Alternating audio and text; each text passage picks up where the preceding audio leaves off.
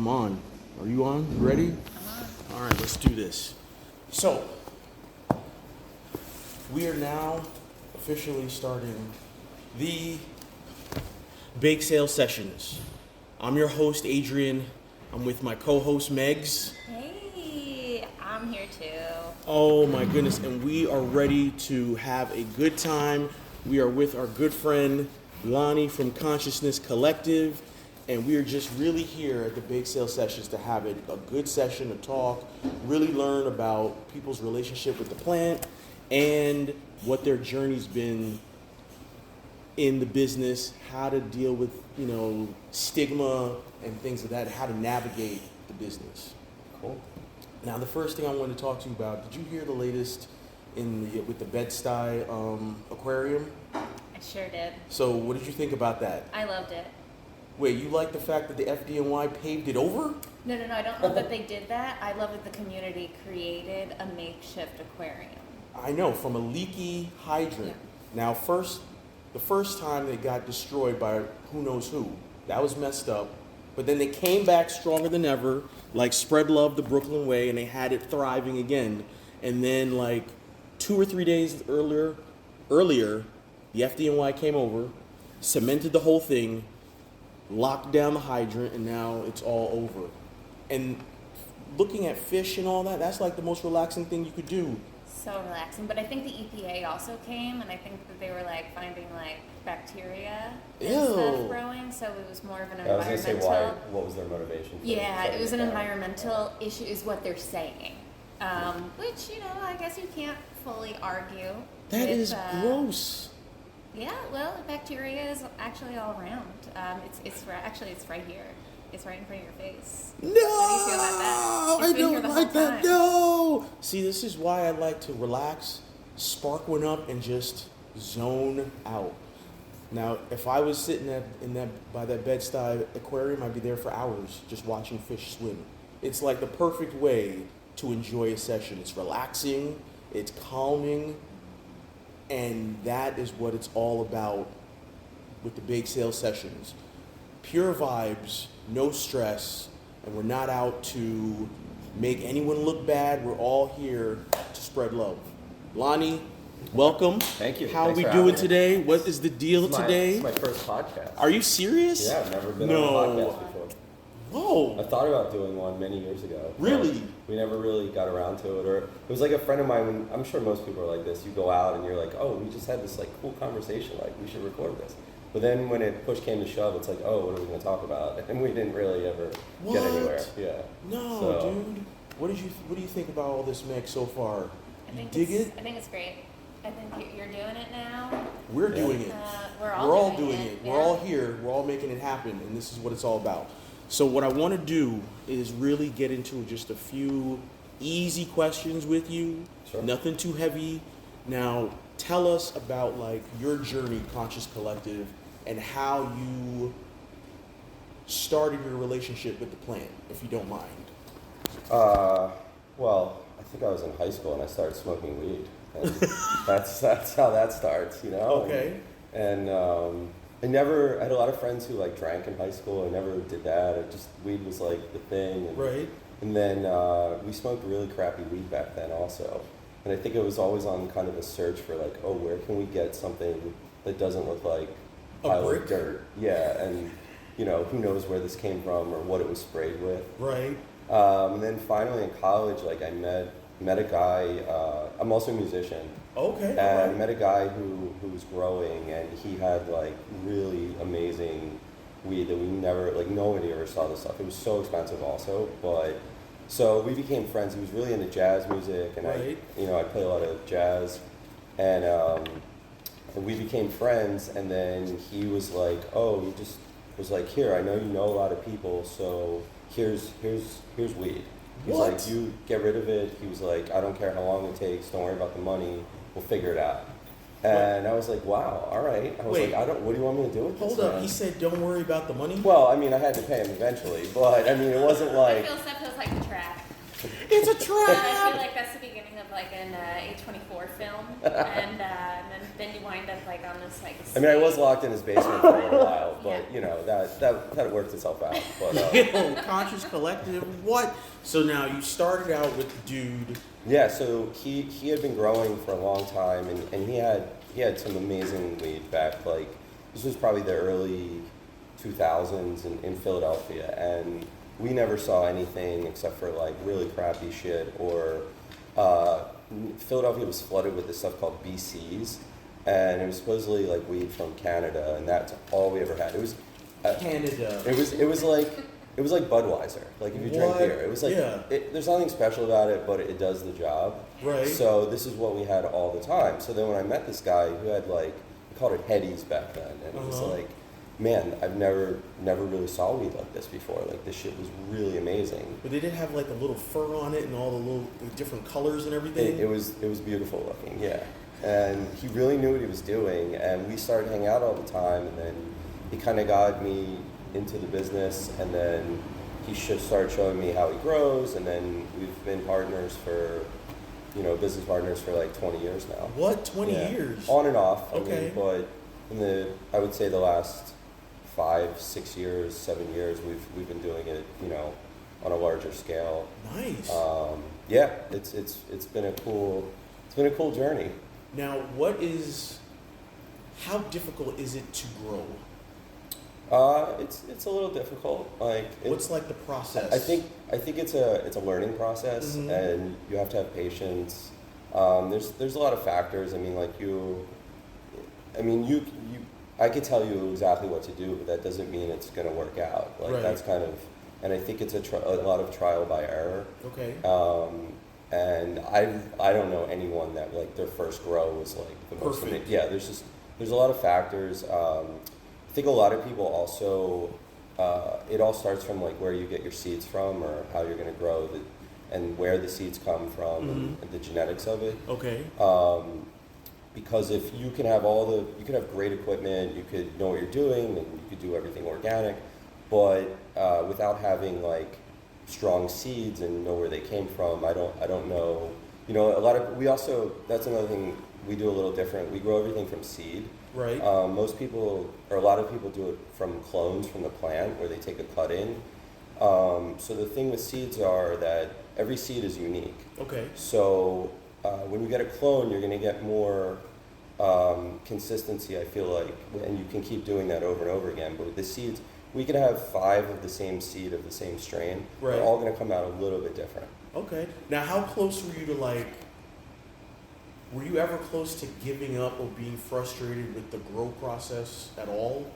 I think I got lucky because my friend was already doing this, so he kind of was like, here's your list of what to do, and when I'm not around, here's how we're going to do this. Right. So I didn't really start out from the bottom. Yeah. Okay. But this, for example, this past spring, now that everything's out in the open in New York, and I think home growing is legal. Yes, it is. I have a backyard, so I was like, oh, let me do some outdoor. And I got some seeds from a seed breeder, and I think I planted them, I started them indoor, and then around, I guess like mid-April, early May, I put them outside in my backyard, and they were getting direct sunlight. There was nothing, there was minimal bugs. I mean, there was nothing it was ideal like growing conditions. And they were looking so good. They started flowering, I would say, in like July. Okay. And I had 4 plants. And then one morning I noticed one of them it just looked sick. Like it was droopy, it didn't look good. Oh, the no. leaves got a little off color. Right. And I couldn't figure out what it was. And then within 2 days it was dead. No. So I was like, okay, well I still have 3 more plants. And then I'm talking to my buddy, I'm like, I don't know what, I'm not doing anything. We're watering them, giving them fertilizer, the sun. It's like 10, 12 hours of sun. Yeah. Same thing. Another one died, and then all right, we're down to 2. And we're like, what is going on? It's like someone pouring bleach in it. And then, long story short, the 2 other ones, they were all flowering also. So we're like, oh, in a couple months, we're going to leave them out till around this time, October, till it gets down to 40. Then the other 2, same way. They died within like 24 hours. So wait, we couldn't figure out what it was. So it was so frustrating because we're like, we had not. So the only thing we came up was it was like either rat piss or stray cat piss or something. I have no idea because I don't think it was a neighbor like killing them. You know, they would have all kind of died at the same time. Exactly. So we spent probably 6 months trying to grow these, and that's it. So it's a little frustrating, you know. But I spoke to the guy I got the seeds from, right? And I was like, "Do you know anyone that's done outdoor grow with these?" Uh-huh. And he was like, "No, everybody does indoor." So we're also starting to think maybe the seeds weren't meant to go to be outside. But it's seeds though, so we don't know. Now what's the So we have no clue. The thing I want to know about, what is indoor and outdoor? What's the difference? I mean, literally, you're growing indoor or outdoor. Is there any yeah, I mean, you're indoor using lights. Right. Outdoor, you're Do you the recommend sun. those kits? Like The box things? Yeah. Yeah, sure. I mean, if you're just trying to grow like one of those tent things, yeah, it's great. Like, okay. I mean, you're not trying to grow 50 plants and start a business. So you're just a simple lady trying to grow one plant. I like being self-sufficient. You should. Yeah. It's a fun process. Like you'll learn from doing it.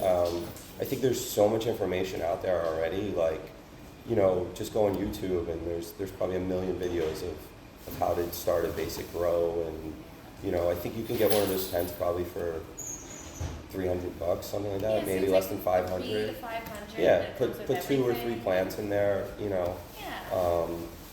I recommend it. 2025 plans. It's legal. So. This is your plan for 2025. Mm-hmm. So it's in motion.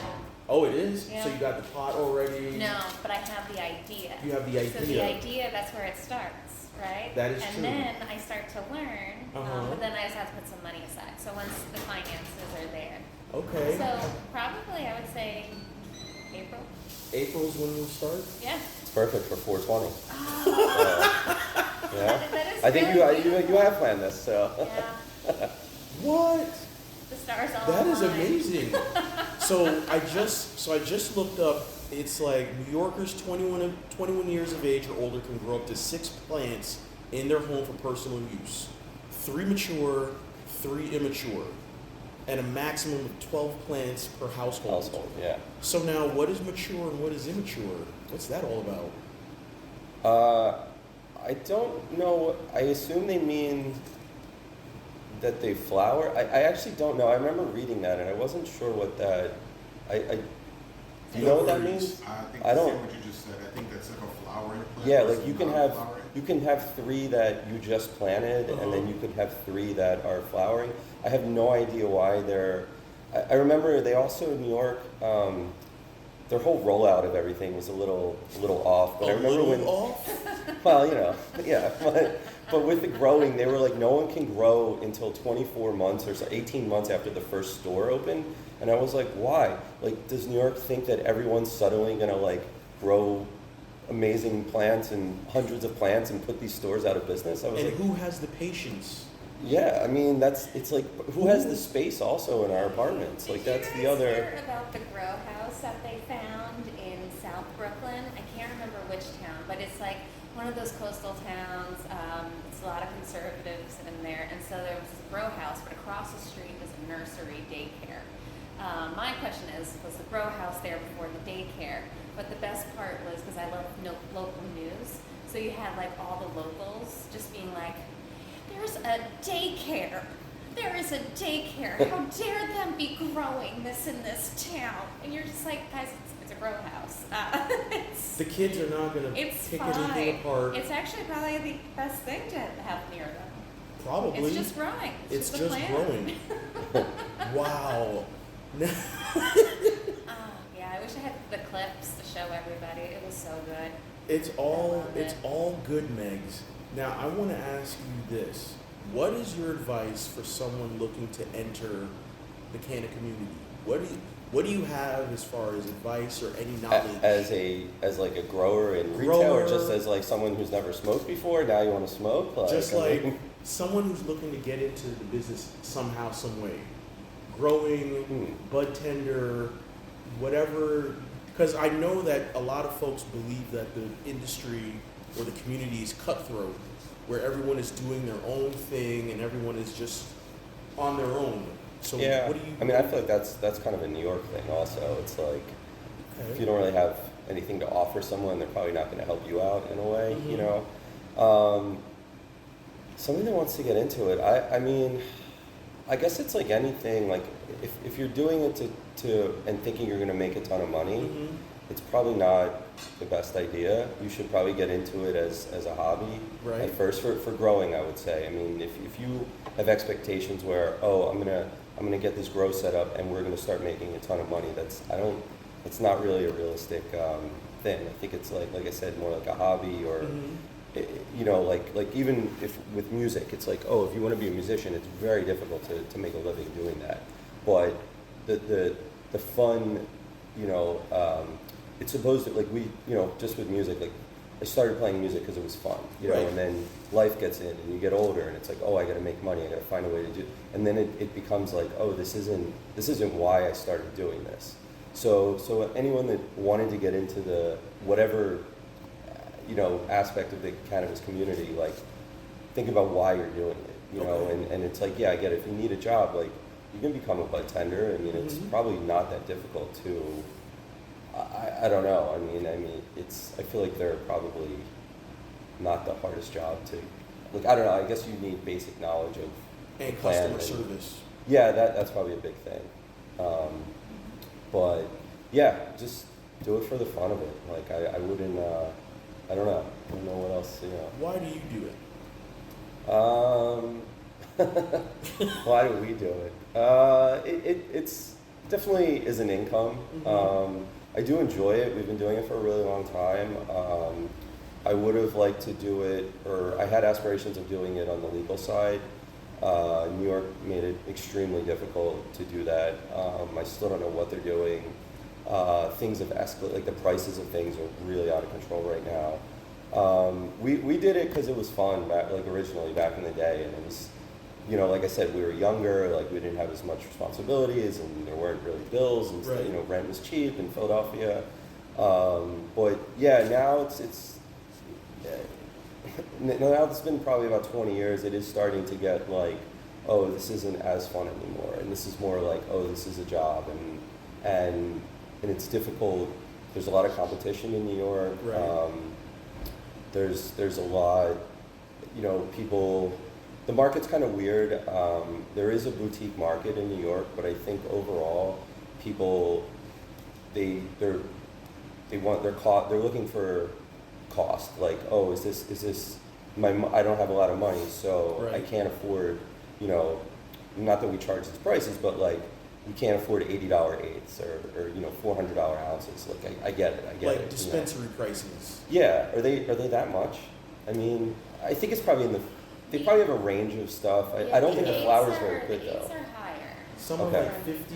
They're like, 50, 60, 75. I'll say you find it at 40, but it's, typically going to be like 50 to 60, but I have seen an ounce for 200.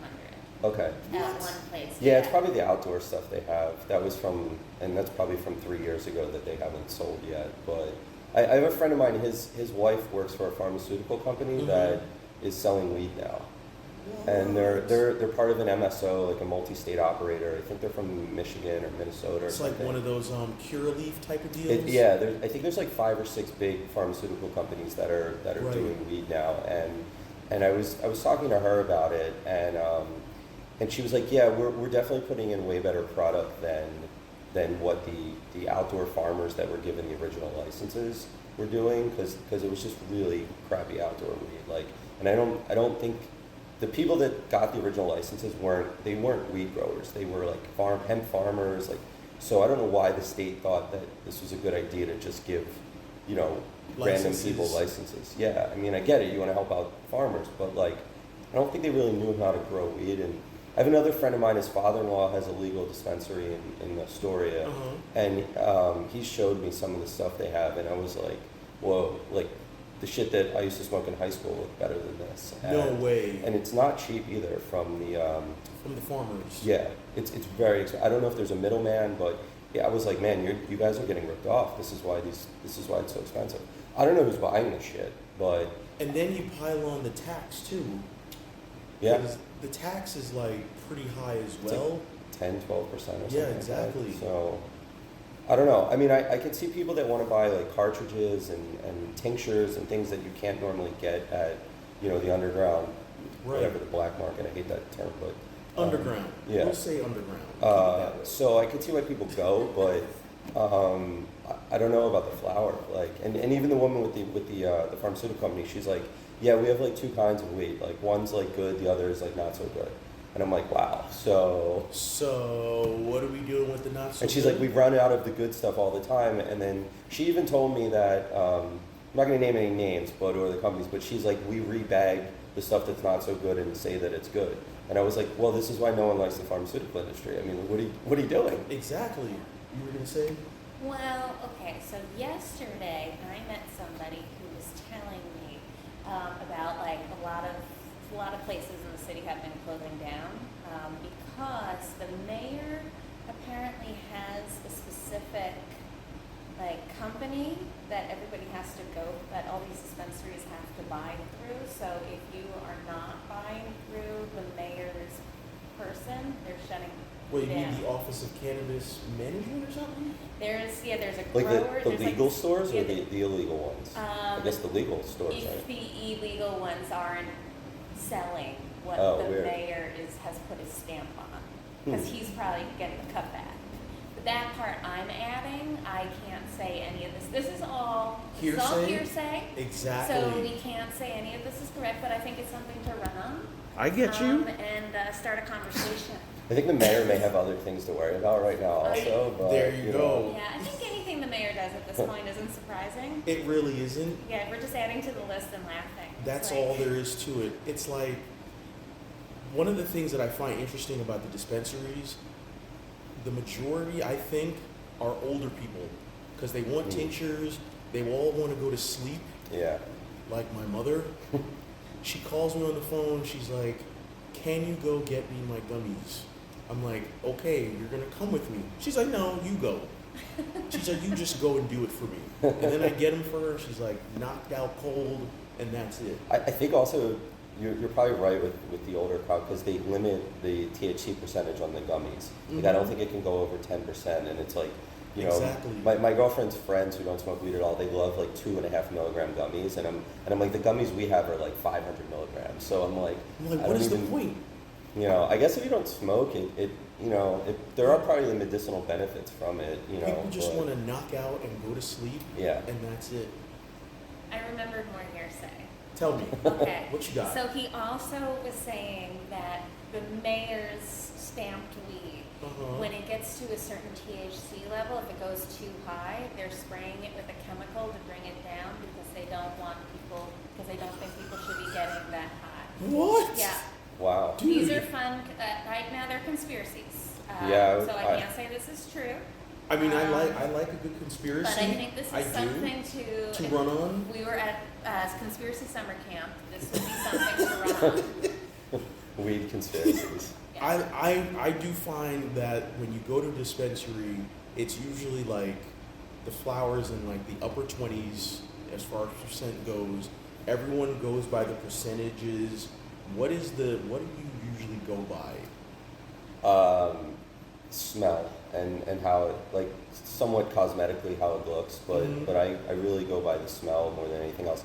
I could be completely wrong, but I don't know about the percentages. Like, I mean, 20, 30 years ago, that wasn't a thing. Like, and I think a lot of old school growers would tell you that the weed is like in the high teens, like low 20s. So when we started seeing stuff that was like, 45% THC, it's like, You don't buy that. I don't know. I mean, I'm not a scientist. I could be Right. completely wrong. Like, I really don't know. I don't know how they measure the percentage. I just know that, like, when concentrates, for example, that is 3 times, quadruple whatever the percent. is. And so that, okay, but I mean, cannabis flower, like, you're gonna get high, you're gonna have a good time, and like, I don't know. I mean, but I think as it became more commercial, things like the THC percentage, things like the percent that it's sativa compared to indica. It's Right. like, I mean, does it really matter if something is 70-30 or 60? Like, are you really going to be able to tell the difference? It's like, oh, it's this, you know, and also another thing with the sativa indica, everything's basically every strain now is like a hybrid. They've crossed so much shit together that to make new strains. So that when you do that, that raises the THC percentage to some degree, but it lowers the sativa indica effect. So there's some, like, I know plenty of people that are like, I only smoke sativa, I only smoke indica, and it's like you're missing out on so much good flower by just limiting. And I don't think you're gonna the stigma with indica where it's gonna like make you sleepy. Yeah, which it is a body high effect as opposed to sativa, which is going to be more of a head high. But it's not like sativa is not caffeine. It's not like drinking a Red Bull. Like you may get a sensation of, oh, I feel this euphoric, like kind of uplifting, like right. it's good for the daytime, I can function, but it's also not like, it's not like coffee, and indica is not like taking, you know, a Xanax. I mean, it's still weed, it's still flower, like you're gonna get high, you know, and it does affect everybody differently, but all these marketing things where seeing it come out was very interesting. I think even with like cartridges, I believe when you turn the THC into like the liquid form, right. it negates it's just THC. It's not sativa or indica. So everyone that's buying their cartridges on, you know, once again, people do whatever you want. You right. know, like don't listen to me, but it's not really. It's supposed to reflect the strain that they made the cartridge, the liquid. The concentrate out of. Yeah. Okay. Which I also don't think is like, these companies don't have giant grow houses with 100 different strains. Like it's probably all from one plant. And no. Yeah, I mean it's big business. Like there's not, they don't have like business. They don't have 900 people attending to each plant. You know what I mean? So, yeah, the marketing was there was a thing in New York for a while. I forget what the brand was called. It just kind of popped up and everyone started buying it. I'm blanking on the name, and it was the flower was sprayed with terpenes. So you know, like when you smell something, that's what comes out, the terpenes. Right. So there are strains that, you know, are citrusy or fruity, and it does, you smell it. It reminds you of, oh, this smells like lemon. You know, yeah, exactly. Those flavor profiles. Candy. But these spray terpenes, you would open the bag and it's like Oreo cookies smelled like, and it's like, this is not. It was so popular in New York over the past couple of years, and it was very expensive. I have no idea where all the flour was coming from, but that's all people were buying. People stopped buying based on what it looked like, and they bought on the name brand and what the artwork on the bags looked like. Not the artwork. Yeah, I mean, you couldn't even see what the flower looked like at a lot of places. So I think the actual legal stores are starting to let you see what you're buying. But I think up until recently, you were like, oh, I want to buy this, and you know, it's like people would text me that I met. They're like, oh, what's your menu? And I'm like, well, why don't you just come by and check out what we have? Like, don't buy based on like the name. Yeah, that does like percentage. Just because I have something that you smoke somewhere else, it's going to be completely different. Like, it's not going to be. We're different growers. We got different seeds. Like, it's not. But I don't know. I guess this is where the retail business is. You know, like name brand, and I didn't think it would get like this. But maybe I'm naive. I don't know. So I didn't think it was going to get like this either, and I got caught up in it too because I was like, I like Dank, I like Nanty Coke, and I get caught up in that name, and then I go to a store or whatever dispensary. I'm like, you don't have that. Oh, okay. I guess I'll try something else then, because you have it in your head, sure, made up to get that, and then it's not there. You're like, I don't want to read anymore, man. But who really says that? You're in there already. I've never. That would be a tough crowd, man. I've never walked into a dispensary and then turned around empty-handed. I'm like, I'm gonna walk out of there with something. Yeah. Now, at least a free roll at that point. At least. You're like, I guess, okay, fine. One gram for $10? Sure, great, whatever. Now, where would you like to fit in? Or would you like to fit in this legal New York market?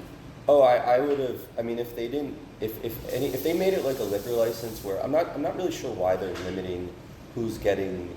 Like, I'm sure there's probably some conspiracy on this or some other motive about why Finish your statement. why you I'll can't. let you know. Like, I think it should have been like a liquor license where, like, the three of us, if we wanted to open a bar, we could have the bar open probably in about 4 to 6 months.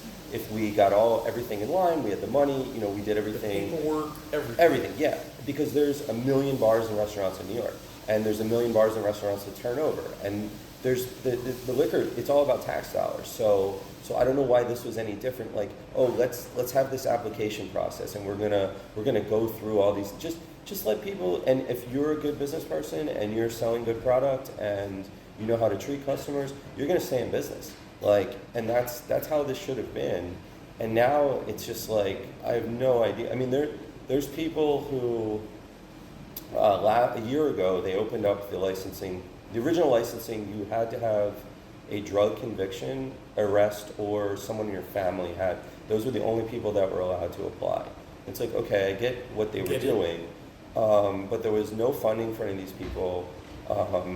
You know, the multi-state operators started preying on these people once they found out they had licenses, and you have to be 51% of the license holder for 2 years. So a lot of these people have not got their stores open. When they opened up the licensing last October to basically anyone, you had to have, to be in the first tier of applications, you had to sign a lease on a space. So sounds very backwards, so now we're a year later, there's a lot of people, there's a majority of the people who have applied have not heard anything yet. Right. So can you imagine, say we got a modest rent at $5,000 a month, that's what's $60,000 we just spent. So I mean, and you still don't know if you're getting the license or not. And you're 60 grand in the hole. Yeah, and then there's the group, the next tier where, what's that, I'm sorry? Is that why a lot of them are starting as delis? Well, that was a whole other thing, because that was all illegal, and the city for probably about 2 years looked the other way, and I have no idea how this happened, other than my theory is that after COVID there was 1 million empty storefronts, and so people started, the property owners started renting the storefronts, knowing what was going. Like, I think most of the property owners knew what was happening, and they just kind of looked the other way, and they're like, we run the city, so the city's not going to do anything to us. They're going to fine the people running the store. It got out of control. I mean, you know, you guys live here. Like, there was a weed store everywhere, every block. I mean, it was just crazy. And I don't know how they were all making money. Most of them were not selling very good weed. It seemed like a weird. I don't know. I was like, how long is this going to go on for? And then they started getting the. So my buddy and I, we didn't kind of jump on getting a storefront because we're going to be the two white guys that get arrested. Out of all these stores, we're going to be the only two where we're going to get in trouble. So we didn't do it. Looking back, we probably should have done it. We would have made a tremendous amount of money in a couple years and developed a lot of relationships with people, but we didn't do it. So, you know, whatever. But then, yeah, for 2 years, I was like, man, the city is like, what is going on? It's just like, there's more weed stores than pizza places now. Like, exactly. This is nuts. And then they've been shutting them all down. I think they've done a pretty good job of it, but now they're back to empty storefronts. Exactly. So they probably should have somehow worked out with people who are already in the. They said they were going to do that, which I was like, man, they're not really gonna. You know, they should have taken people that already knew what they were doing and just let them get the licenses. Or like I said, anyone that wanted a license, go ahead, do it. You know, good luck. Now there's people selling licenses. There's like third-party websites where people are selling licenses for like a couple $1 million. So it's like a taxi medallion now from back in the day. Yeah. Wow. Yeah. $1 million? Yeah. There's I found this website. It's like 420something.com, and there's people selling farms in California, anything, you know, cannabis related, retail or growing or real estate or actual licenses. You can buy one on a, you know, like at the StubHub of the cannabis world. No, thank you. Now, we can edit this one out if you want. Now, you were talking earlier about how somebody had hit you up for an event. Now, how often do you get hit up randomly? Never. Never? Yeah, so either with this guy, like I either maybe messaged him months and months ago, maybe I might have saw that he posted something about I'm going to be running events. Hit me up if you're a vendor. Maybe I met him at a show and he's just kind of getting around another event and getting around to it. But yeah, it was just odd that the guy said he was like, oh, I'm running these. I was like, I don't know who you are. He was like, oh yeah, we met somewhere. I was like, okay, I guess, I don't know.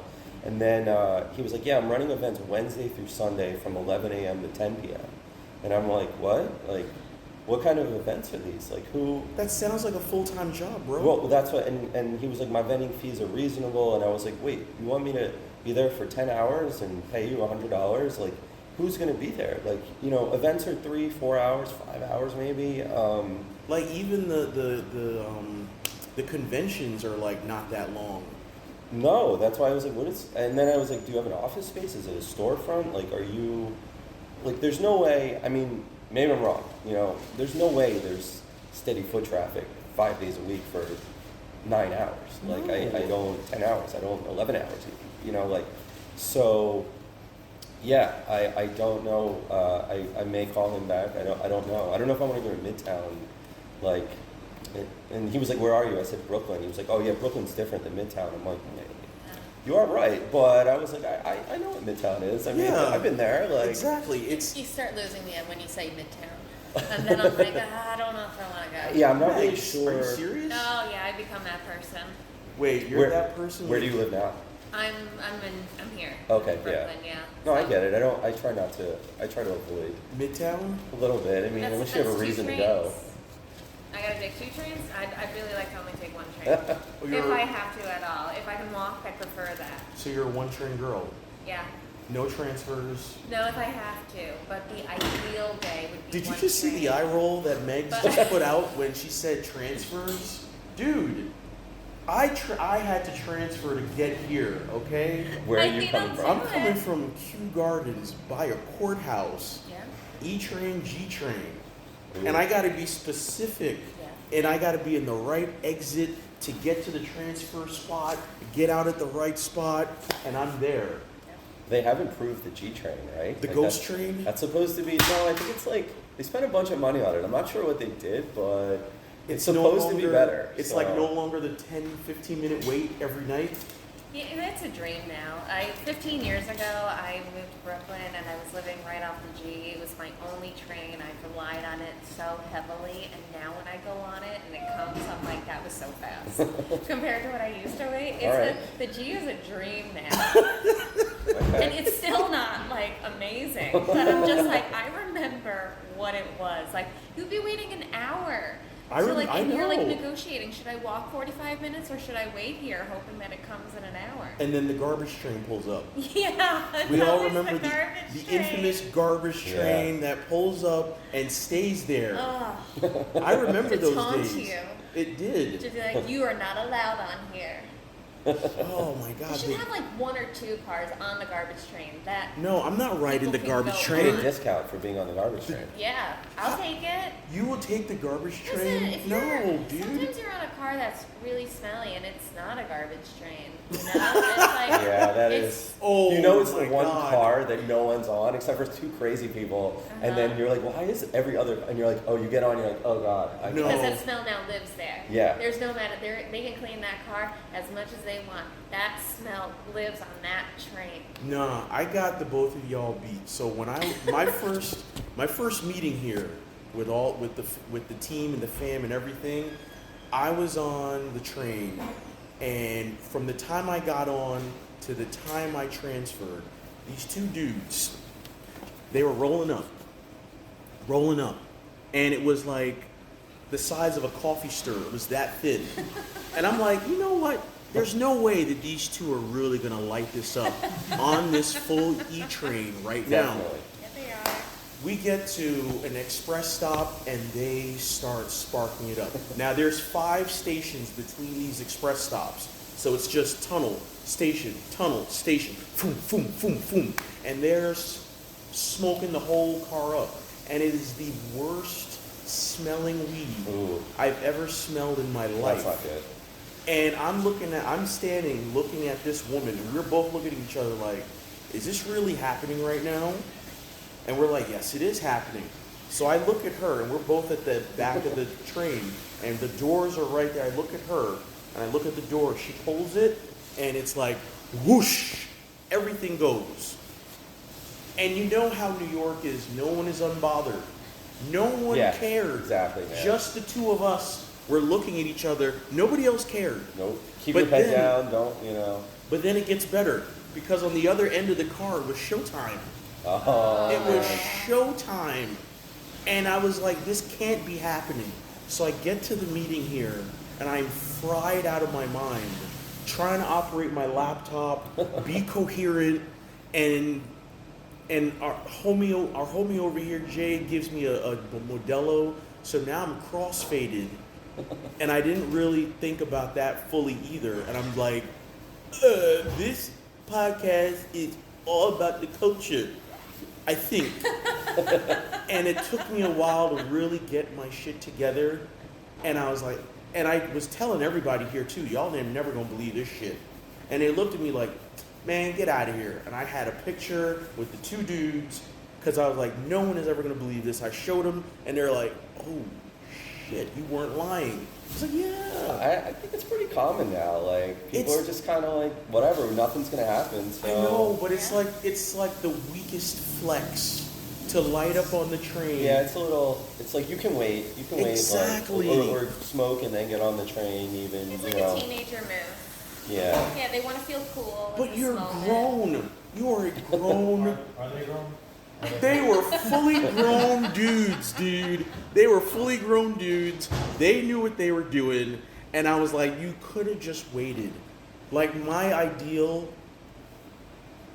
is like good music, friggin' cartoons, or true crime documentary, and my snacks and a lot of water, and I'm good. That's not my being session. underground with 5,000 people in Right. one packed car. Less sensory stimulation to that. Yeah. Exactly.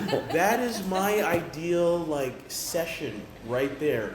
By myself, if I'm with people, that's fine. But if it's just me, it is like the tunes, the documentary, and I'm good to go. My cat is like sitting on my lap, and we are chilling. Like, what is your ideal session? Oh man, I don't want too much like craziness. Like I'm not gonna go smoke and go to a bar or a club. Mhm. I don't want to be in a crowd. But if I was like in a field where music was being played, like at a music festival, that's great. I just want to be able to like relax, lounge. Exactly. Yeah, not too loud. I don't want things too loud. Like, you have or to- bright. That's true. Yeah.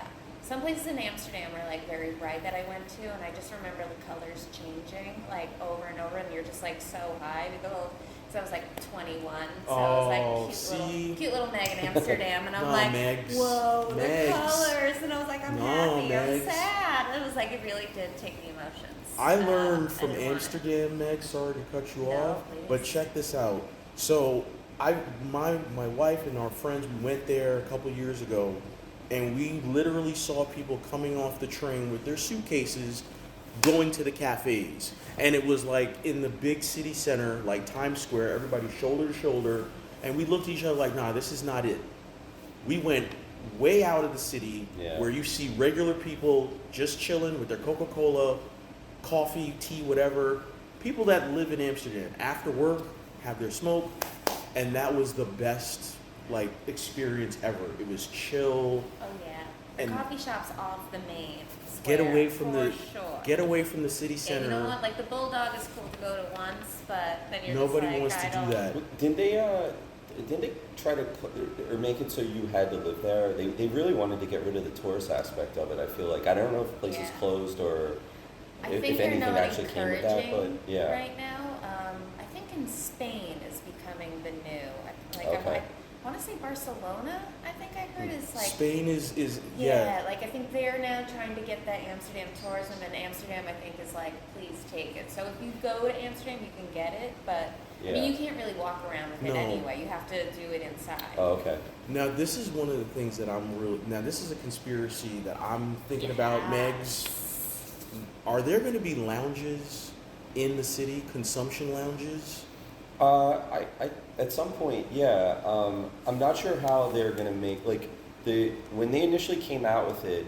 I don't think it could be connected. Like you couldn't do retail. I haven't heard anything since the initial thing a couple years ago with the rollout of this. Right. But I was just like, how are the lounges going to make any? How are they going to pay their rent if they're not selling it there, or it's not a bar or like a restaurant or a coffee shop? So.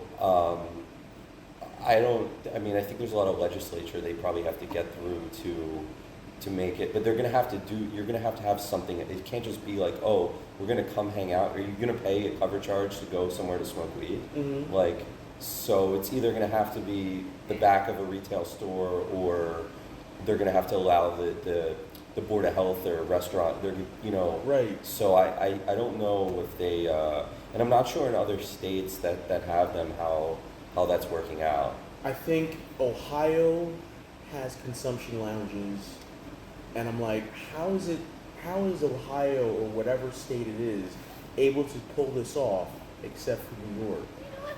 Let's give it to Ohio. I think they need They that. need it. I think they need because one. they're Ohio. Yeah, let's let them We carry might this edit for that a out, while. but it's okay. I'm not from Ohio, so Exactly. I mean, I'm not from the Ohio side of Pennsylvania. I'm from Philadelphia. That hat. So. I'm looking at that hat right now, and I'm like, I can't talk because I'm a Giants fan. So Oh man. Exactly. Yeah. Now Sorry. I want to ask you this. It's okay. It's all right. It's all good. It's all good. I've watched this team all of my life. I've seen a lot of winning, so I'm good. My blood pressure can't deal with sports anymore. I can't do it. I can't. Stop being a fan. Exactly. Now I want to know this. We're almost okay. Now check this out. I want to ask you, what would be your perfect sesh? Your perfect session?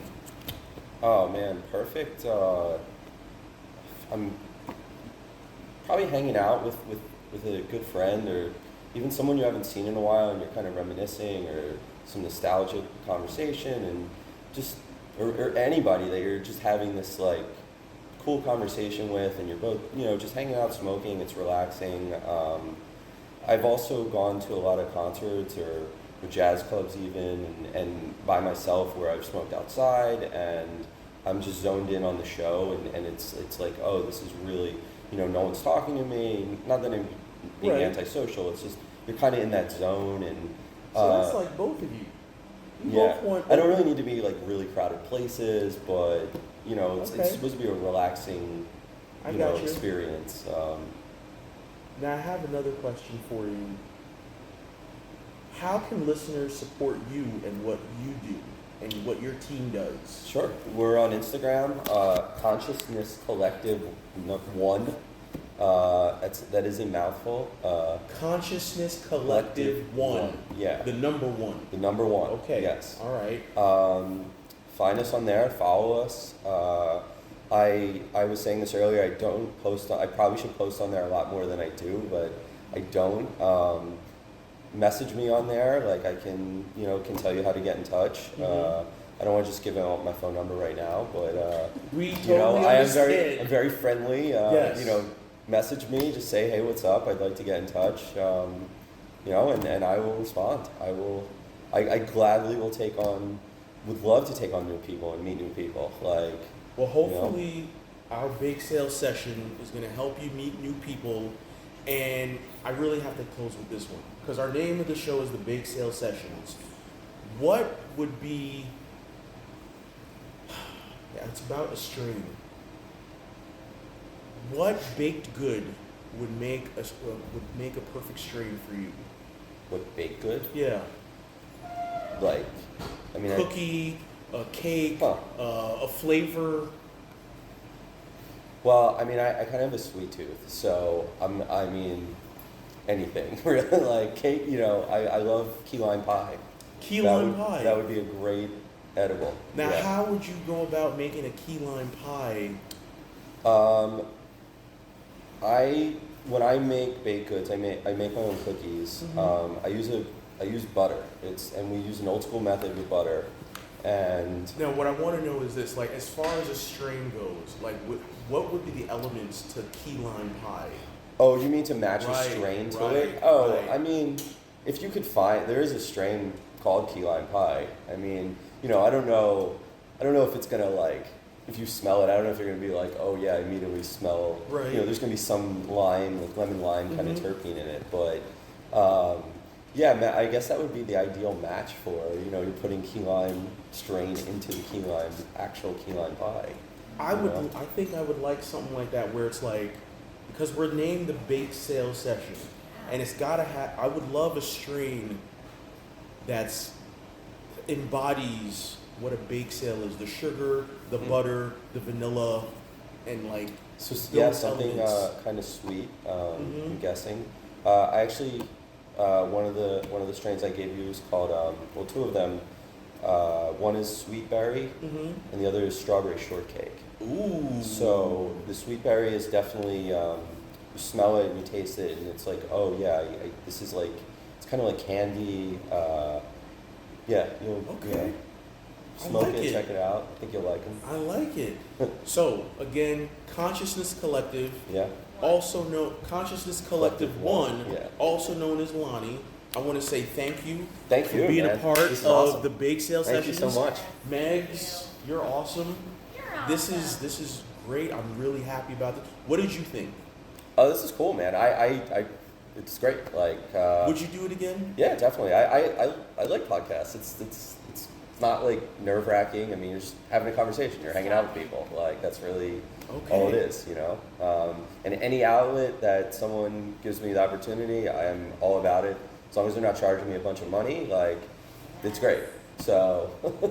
And if you want your partner to come on, or if there's anyone that you know He's recommended, Yeah, he's old school. He doesn't. You'll problem. never see him. You'll never. No problem. He doesn't want to have anything. he's in the wind. I Yeah, appreciate yeah. that. We do appreciate that. If there's anyone that you could recommend that want to talk, Sure. we are all about learning. We're all about making sure that everyone has a voice and are able to get their thoughts across about the relationship they have with the plant. Yeah. Thank you so much. Thank you guys. Appreciate Wow. it. And we're going to wrap it up. Wrapped? Share this episode with a friend. This is episode 1 of the Bake Sale Sessions. We will see you next time. We are out.